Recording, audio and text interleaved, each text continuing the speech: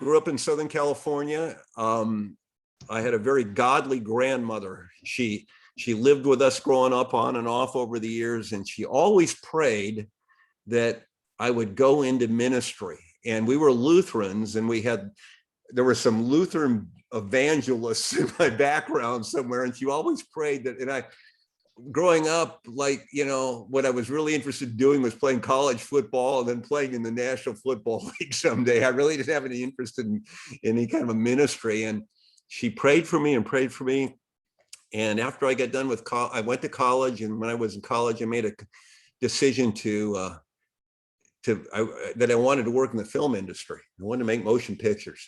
And I wasn't really sure that was going to lead. I went to San Diego State. They had a film program there. I played football there. I got done. And around that time, my commitment to Christ became real in my life. And I really, really began to take my faith seriously.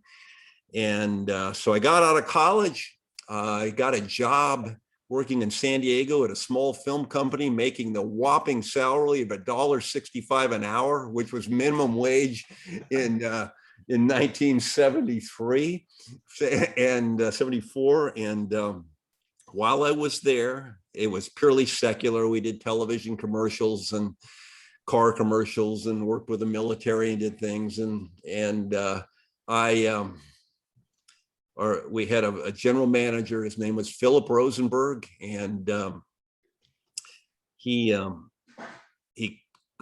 would been there about 3 weeks, and I used to bring my Bible to work at lunchtime. I'd go off into a corner and I'd read it. I didn't make I was kind of secretive about it. He called me into his office and said, "What's the deal with your Bible?" And I figured he was going to fire me. And I said, "Well, it doesn't, I'll just take a shot at here because it's what I believe." And he goes, "I want to tell you one thing. We didn't crucify Christ. The Romans did." And I go, "What do I do with this?" And he started once a week calling me into his office at Friday afternoon after work. And about the third week, I had a New American Standard Bible, those big ones in the 70s. You guys are too young to remember them, but they were these big blue Bibles that opened up and leather kind of, and I had them all marked up. And he goes, "Can I take that Bible home with me this weekend?" And I go, "Well, sure." And so he did. And he came back Monday, and he called me in his office on Monday afternoon. And he said, "Okay, I have a couple of questions." And I go, "Okay." And I'm figuring, well, maybe he's not going to fire me. I just don't know where this is going to go. And he said, "Well, I see you got things highlighted in green and yellow and magenta, those highlighter pens." He goes, "Well, is there a code there? What does it mean?" And I go, "Well, it probably means I ran out of ink in the green one and I picked up the magenta one, But it showed me he was reading it. He was reading it. And so, this went on for a number of months. And during that time, I became pretty convicted that God wanted me to go into some kind of ministry. So I started to apply to seminaries. And I thought, "Oh, I'm going to become a pastor or something, a missionary." But I really had this love for film, and I wanted to stay in it, but just didn't figure out how it would work. And I'm trying to make a long story short, but we were contracted by an organization named Campus Crusade for Christ, okay, and to do some television commercials for them. And it was a weird deal because some money had come in. Arrowhead Springs in San Bernardino was where their headquarters was at the time. Some money had come in from a donor in the Midwest to make some commercials. And the guy just started calling film companies. We weren't a Christian film company. We were as secular as could be. And we made the best bid and got the job. And so I ended up coming to Arrowhead Springs headquarters, met a guy named Dr. Bill Bright, who was in charge of the organization. And he came up to me, and the guy that was our cinematographer I worked with, he was a non-practicing Jew. He wasn't a Christian, but he wasn't a religious Jew. He told Bill Bright, he goes, "Go up and talk to that guy. He's one of you," meaning I was a Christian.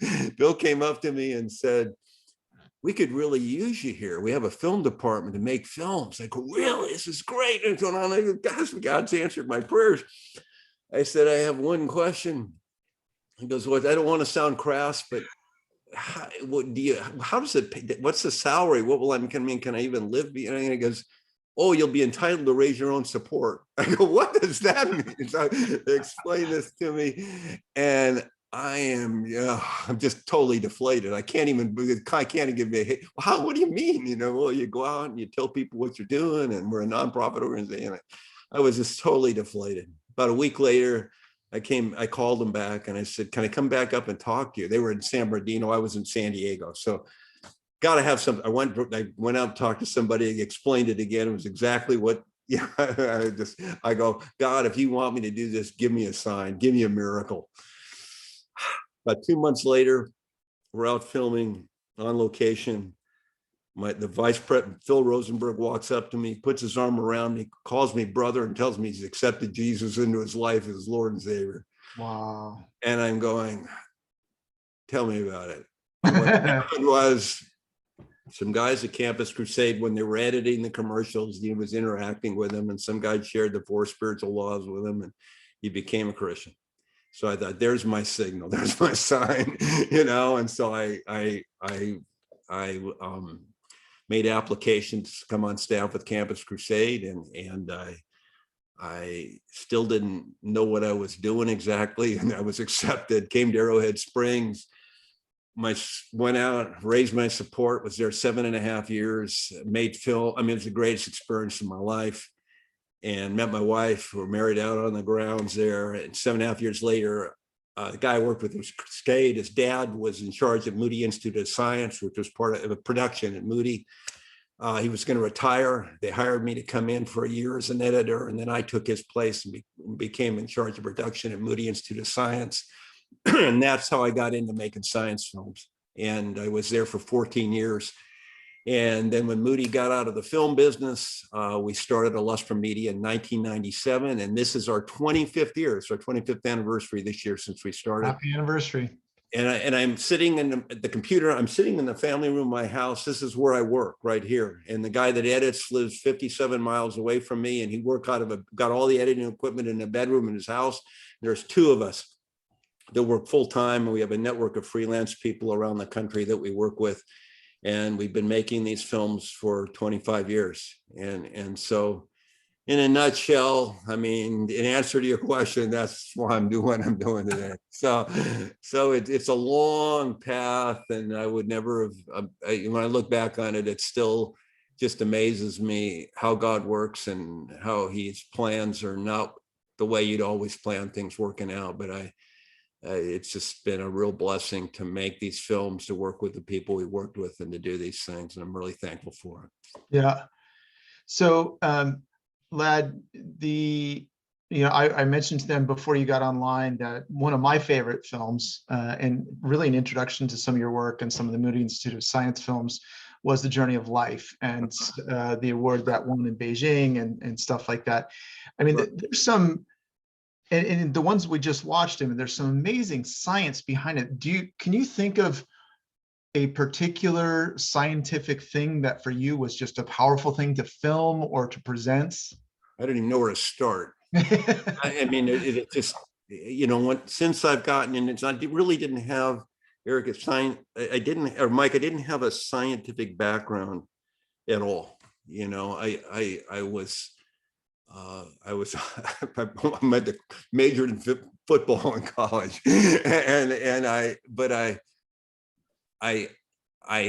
had no deep interest in science until I came to Moody, and we had some guys there that were just great to me, and they taught me things and really opened my eyes. And one of the things that opened my eyes to was Romans chapter 1, where Paul writes, God has revealed himself to man through the things he has made. And I really sense the importance of the created order in my life as a Christian. God's revealed himself to us through his word, through Jesus, and through creation. He speaks to us daily. Yeah. I mean, you can't, if you have eyes to see, you can't go outside and not be overwhelmed by the awesomeness of what God's done. And a lot of these things are small things. You don't, the big ones, the Grand Canyon, Yosemite, okay, that's easy to be overwhelmed. But when you got a dandelion growing in your backyard, or a jellyfish, or, I'm doing a film now on barnacles and mussels, and it's like, and people just laugh, and I go, well, no, really, the design, the engineering, the biological evidence that's poured into everything is mind-boggling and could only be explained through an intelligent design, an intelligent purpose, a creator God, and who's speaking to us and sending us a message through these things. If I had to pick one thing, I built my career on monarch butterflies and the migrate and butterfly life cycle metamorphosis, where you got a caterpillar who totally disintegrates. His body is broken down completely inside a chrysalis, totally rebuilt and rearranged into a caterpillar that can't see, moves very slowly, certainly can't fly, is just basically his insides are reorganized completely and rebuilt into a flying insect that can migrate from Canada to a forest 8,000 feet up into Mexico for the winter. And yeah, but that's, there's 1,000 other things I've seen that are just as good. That one's nearest and dearest to my heart because I spent many years documenting it and writing about it. But DNA, the information in the DNA molecule, the fine tuning of the universe. I just caught the end of the clip you were showing with Lee. That deals with an Earth, a planet that was, none of the other planets, believe me, in our solar system are anywhere near habitable. But Earth is perfect in so many ways and so there's just many things like that. I think everything does when you start looking at it. Yeah, we watched part of the intro this morning. We watched the 2-minute wonder on the Monarch Butterfly, so everybody can kind of catch. But that's you've done that in different places. You had a Moody Institute of Science film actually that included the butterflies, a monarch journey as well, which is a little bit different than the one that we saw this morning. So yeah.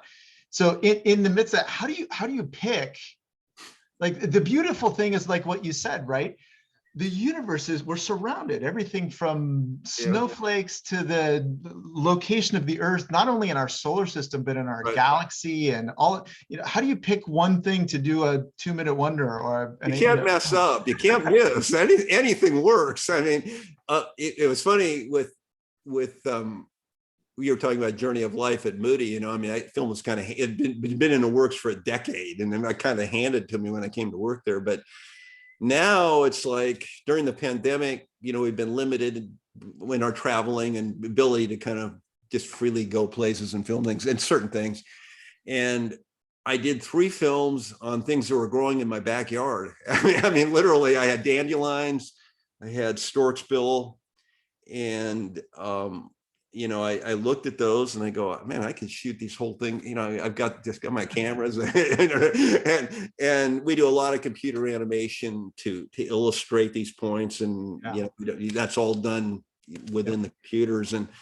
But a lot of times it's like, what is striking visually? Films are a visual medium. So you look for subject matter. It's all going to be interesting. It's just, you look at the subject matter that, okay, I can photograph this well. It's going to be, hummingbirds are extraordinary to watch, monarch butterflies, humpback whales. I mean, people will enjoy watching this. And then you dig in and you look at the design stories and the evidence for design, and anything you pick, the evidence for design is always pretty compelling. And so I think initially we're looking for stories that are visually appealing, and somebody'd say, okay, I'd be interested in seeing some, what that is. And then you're looking for stories that you can clearly illustrate design and clearly show the evidence for design. And so that's what we do. And it's wide open. I've got lists of pages of potential projects that we just go, okay, let's do this, let's do that one, this will be good, let's do that. And so I've got enough for we got years of work film on the back burner or things we're working on. We're working on one on Isaac Newton right now, Sir Isaac Newton. And it's just, you just keep moving ahead and as Lord leads and all the evidence is strong and good. Well, and that's the amazing thing about, so if there was only the humpback whale or only the butterfly or only our privileged planet status or just one of those individual things, it would be easier to you know, but the beautiful thing is, I mean, exactly what you wrestle with in choosing a top is exactly what we're talking about. There is so much. I mean, I was just struck by your peacock video and just how many things. I think does he say extravagant beauty? You know, is that what the Yeah, word is? yeah, just over the top. Yeah, Yeah, I mean, just the gratuitous beauty. Yeah, gratuitous beauty. That's the thing. makes things beautiful just to make them beautiful, right? Yes, exactly. And you know that you know, those kinds of, if it was just one thing, it might be easy to be able to say, you know, it's not. There you go. Cue the seagulls. Yeah. Yeah. Yeah, Yeah. yeah, Yeah. no, that wonderful. Yeah, yeah. I remember we were sitting in Morro Bay there shooting those seagulls. Yeah, you can't miss. It's and extravagant beauty is an interesting concept. I mean, things that God. It isn't all utilitarian. Sometimes, as Paul Nelson says, he's just showing off. You know, he's just Yeah. making something beautiful. So it will attract your attention. You will say, you know, what is that about? And show me more about this. And yeah, that's part of, that's when I talk about, you know, C.S. Lewis talks about God speaking through him. He uses pain as a megaphone sometimes to get our attention. Suffering, I believe he does the same thing with the created order. He uses it as a megaphone to get our attention. And oh, hummingbirds, yeah. And yeah, it's a way of drawing people's attention to him. And then when you begin to ask questions like, well, how did this happen? How did this stuff get here? What does it all mean? Well, that takes you to spiritual places that you want to go. I mean, exactly where you want to lead people. Yeah, isn't that interesting that, you know, the two opposite ends of the spectrum in terms of, you know, pain and beauty together both draw us theoretically in the same place. So God's beauty Yeah, it is. It is. I yeah, think God, I mean, he is constantly seeking out after us. He doesn't go, well, I'm out here. If you want me, come and find me. He seeks us out. I really believe it. I believe his greatest desire is for us to come to him. So he's not going to hide. He's not going to make us, you know, it's not a game where you got to turn over 87 rocks to find him. He wants us to find him, and he wants to be found by us. So he seeks us out. And I think the created order, the things he has made are ways, are many of the things he uses to do that. There are other things, certainly evil, pain, and suffering can be there. He's got his word. I mean, there's any number of relationships we have with other people, but creation's a big one, and always has been. And it's always going to be there. You can't escape it. It transcends language. You don't have translation problems. I mean, it's inherently, everyone knows what you're talking about. And then where do you go with that platform? it is. It's a universal language, isn't it? Yeah. Yeah.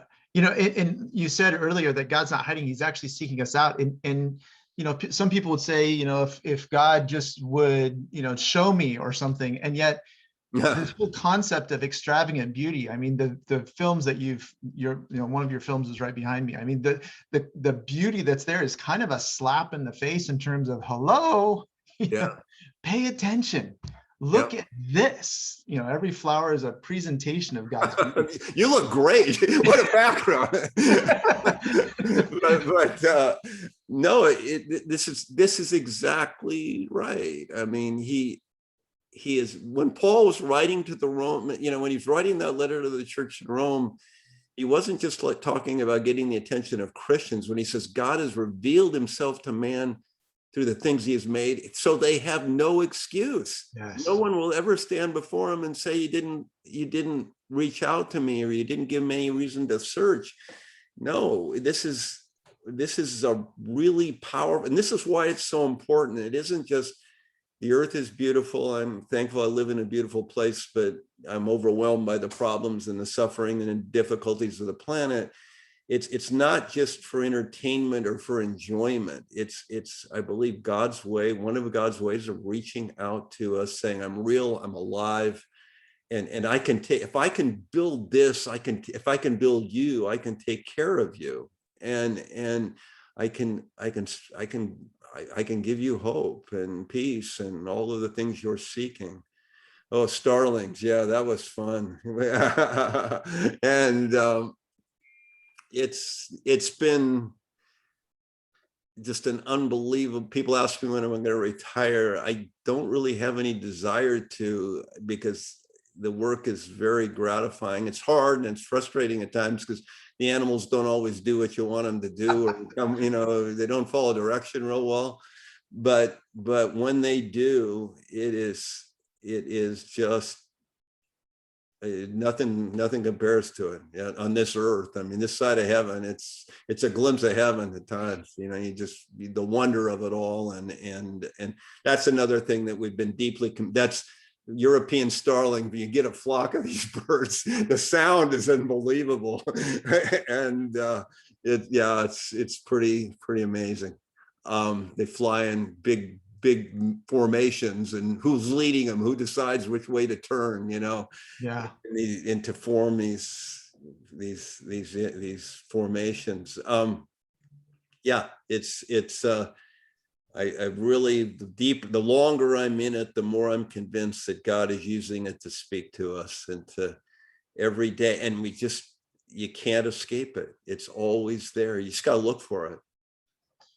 Yeah, I'm seeing that murmur behind me, Yeah. of the starlings, and it's funny because recently in the movies they've been used as a sign that something supernatural is happening. When you see this happen, and it's like, no, actually, it's very, very natural, and it's part of the way God kind of reaching out to you. Yeah, and how do these birds? They're not ramming into each other, and they're changing. It's just, yeah, it's extraordinary. It's a big deal in the Vatican. They've been studying it for years there, because they have big flocks of these starlings come in every night, and scientists are working on it. How do they do this? It's pretty extraordinary.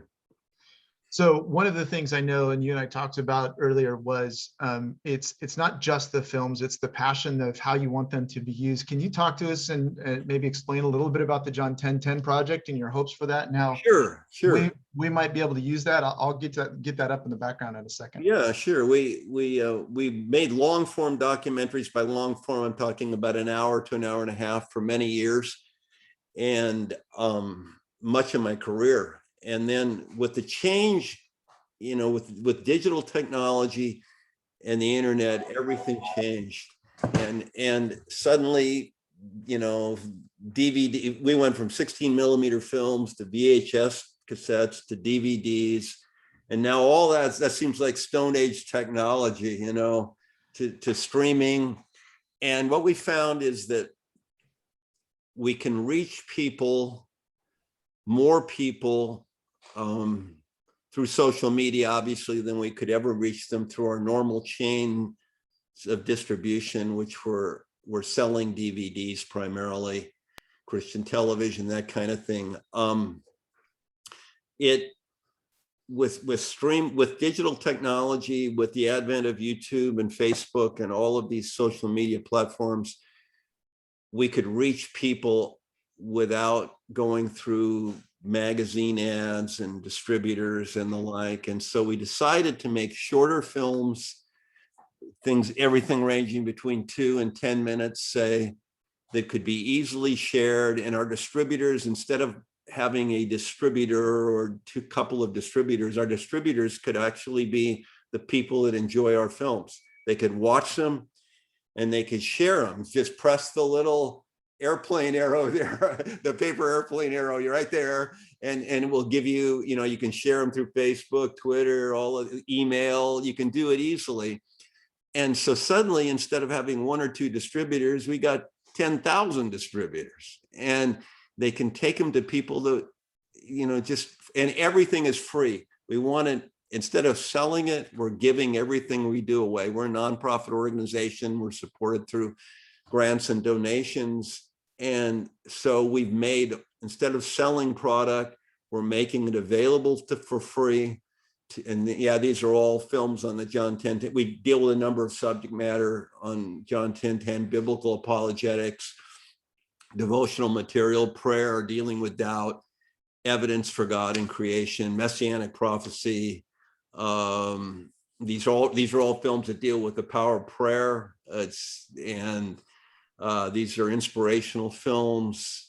Communion on the Moon, Merry Christmas from the Moon. The whole series was dealing with doubt and evil, pain, and suffering, right? Reaching the world, evangelistic tools. And then when you get into these films, these are all the scientific evidence for God films, and we've done many of those. And so this is a new one. Today's new one was right there. Yeah, with the whale film. That's the one we just released today. We try to release a new video every month, one a month.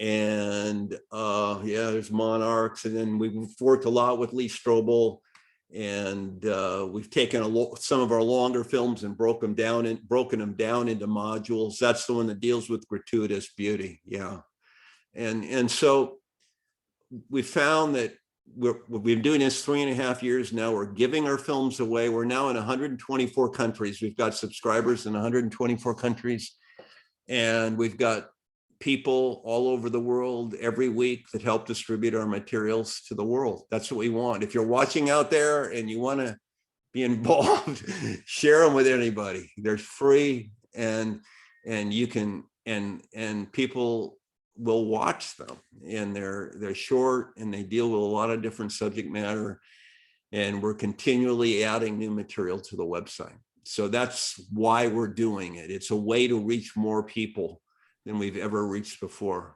And that's really our objective. We want to make high quality films. When you see, I'm very inspired by the work of David Attenborough and the BBC and National Geographic, and I've always been, even though we are diametrically opposed in our worldview.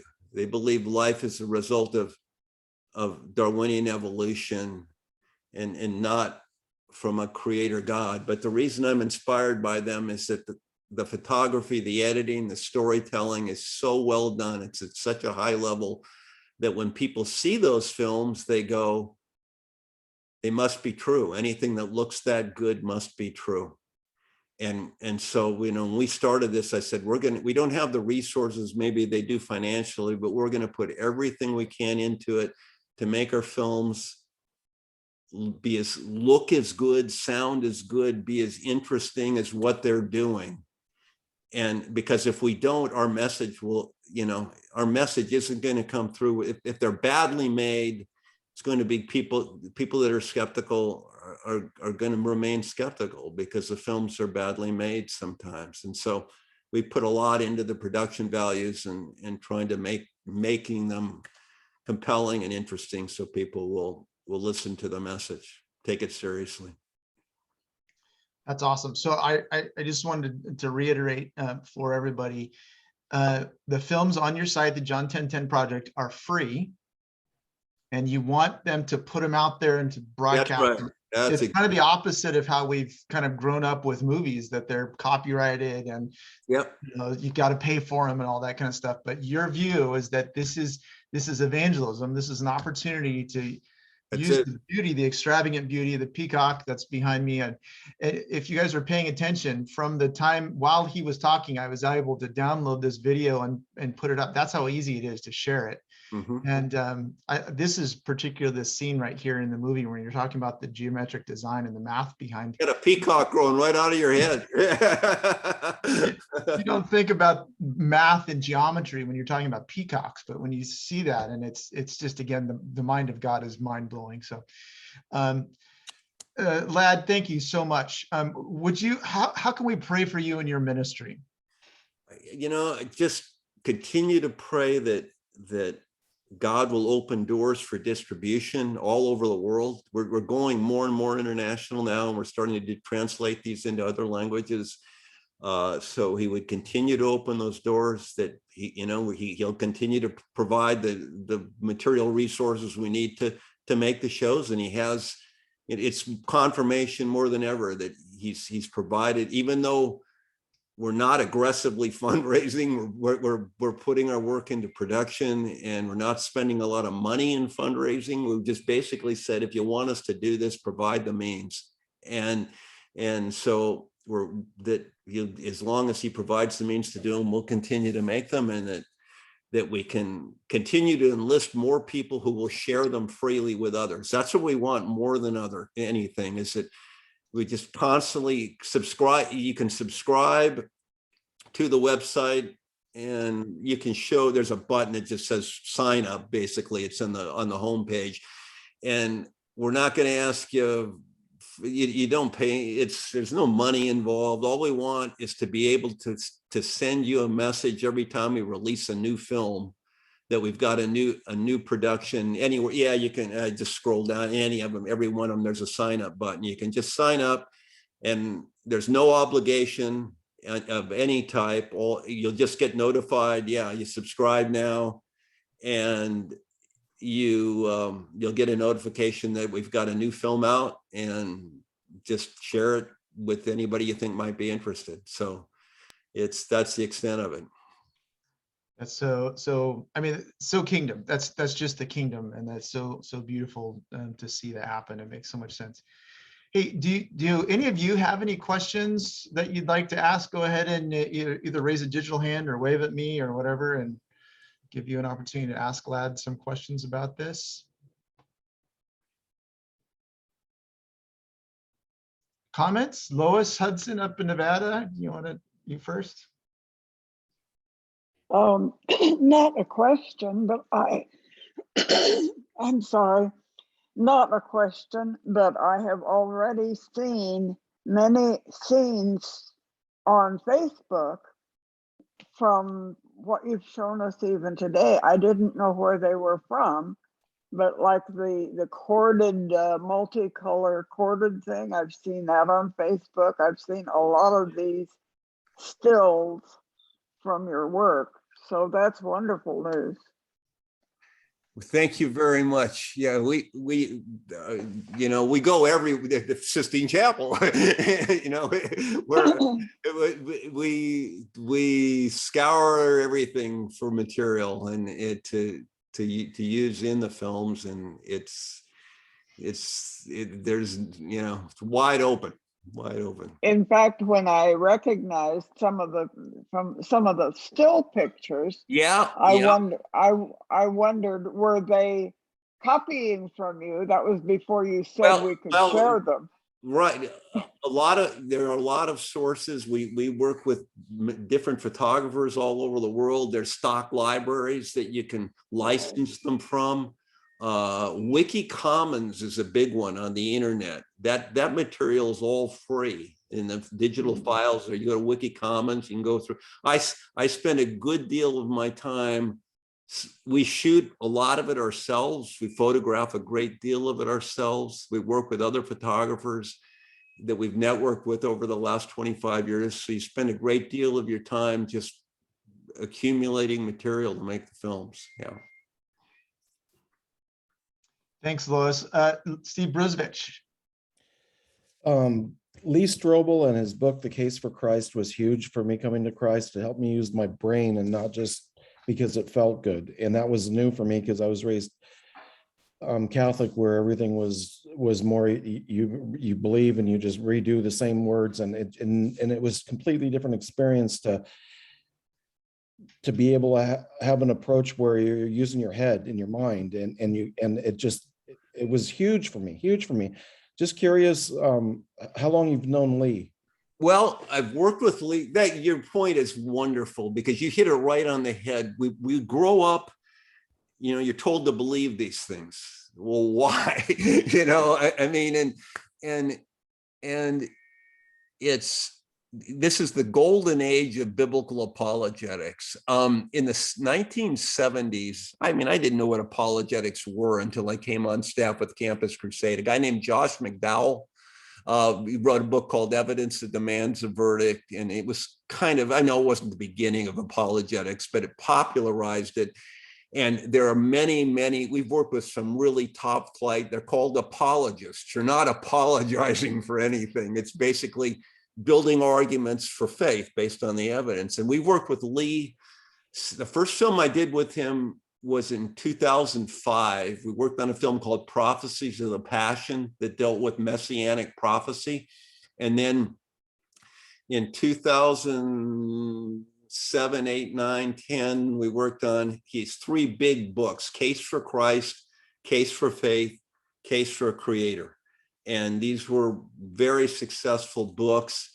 And basically, we adapted them into films. And so I've worked with Lee, and then I've worked with him on some other projects, but I've known him and worked with him since 2000, I guess it's been 2005 when we did Prophecies of the Passion. And he was living in Southern California at the time, and then he moved to Colorado, and he's from the Midwest originally, but he's a great guy, a wonderful guy. His story is fascinating. He was a award-winning newspaper reporter in Chicago, wasn't a Christian. His wife became a Christian. He reluctantly did. And then he's a deep thinking guy, and he's really committed himself to building this case for Christ, literally evidence for your faith. So we've got a found, a foundation for what we believe and sharing it. So it's been really, I've enjoyed personally working with him greatly. He's a terrific guy. I met him when he was a pastor at Saddleback Church for a while, because Yes, he was. Yes, he was. He was with Rick Warren at Saddleback for yeah. And able to have a few conversations with him, and it was a super nice guy. He is. But I absolutely love his books and Josh's. Yep. As far as apologetics and stuff, they made it was easy to digest. It was easy to understand. Right. And that's where I think they hit the biggest home run, is they made stuff to where it was easy to read and you wanted to read. There was a story behind it. It wasn't just a bunch of facts and figures that you can't understand. Or yeah, that's why it's been so good. I work with a lot of really smart people. I mean, really smart people. If you look at guys, scientists through Discovery Institute, and Bill Craig, a number of these guys are really, really intelligent. Lee is not a scientist. Lee is not a theologian. Lee's a journalist. He's an investigative journalist. That's what he is. That's what he's good at. And so he's been very successful at making complicated things accessible to mere mortals like us, and I've tried. That's been encouraging to me, because that's where we're trying to come from too. It's always, we work with a lot of really smart guys, and you're going through this stuff and you're going, it's interesting, but no one will understand it. We've got to make it, not dumb it down, but make it accessible. So that's the challenge, to make things that are complicated, not water them down so they lose the power of the content, but make them accessible. So I figure if I can understand it, anybody can, right? and that's always my barometer. If I don't get it, then probably, I'm writing this stuff going, I don't even know what I'm writing about, and you've got to find a way to make it accessible. And films are a medium, it's a medium, it's mass media. It's a medium for a wide audience. We want to reach a wide audience. We don't want to be isolated to just PhD chemists, or highly educated theologians, but we want the stuff to stand up so they'll watch it and say, you're not wrong, or that's an embarrassment. So it's finding this balance between the integrity of the content of the material, and at the same time making it engaging and entertaining and for people. Thanks. That's a good question. You hit it right on the head.